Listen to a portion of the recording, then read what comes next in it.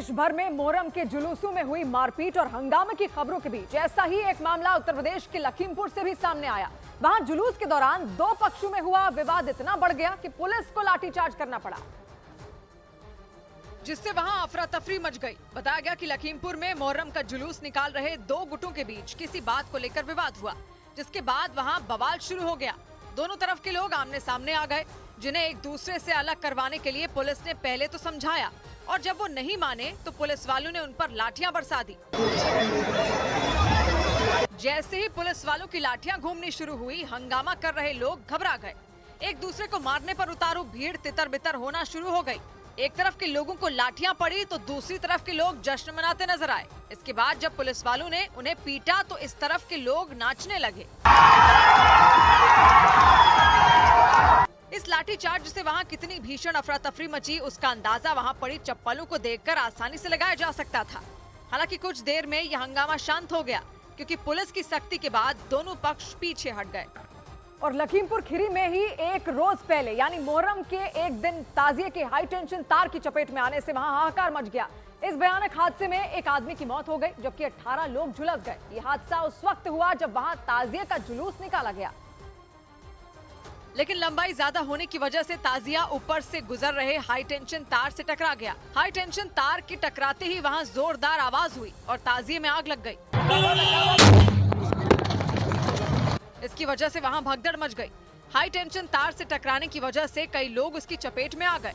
वहां से आई एक तस्वीर में बिजली के चपेट में आए लोगों को कुछ लोग मिट्टी के नीचे दबाए नजर आए।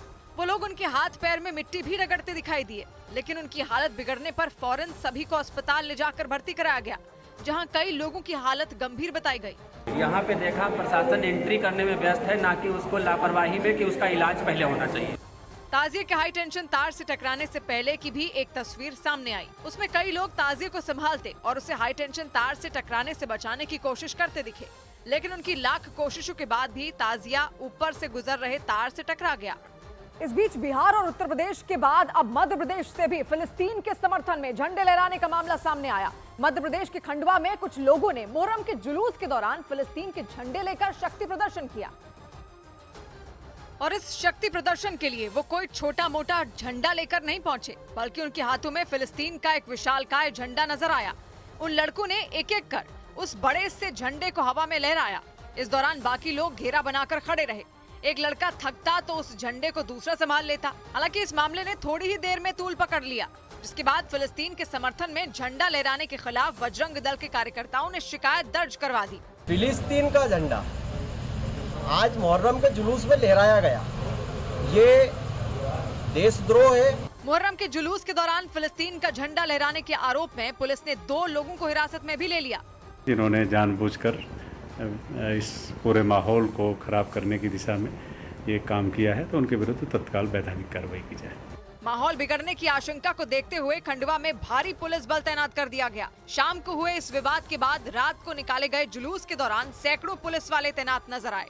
उधर मध्य प्रदेश के उज्जैन में उस वक्त अफरा तफरी मच गई जब वहां मोहर्रम के जुलूस के दौरान हादसा हो गया। इस दौरान वहां सुरक्षा में तैनात कई पुलिसकर्मी भी इसकी चपेट में आकर घायल हो गए,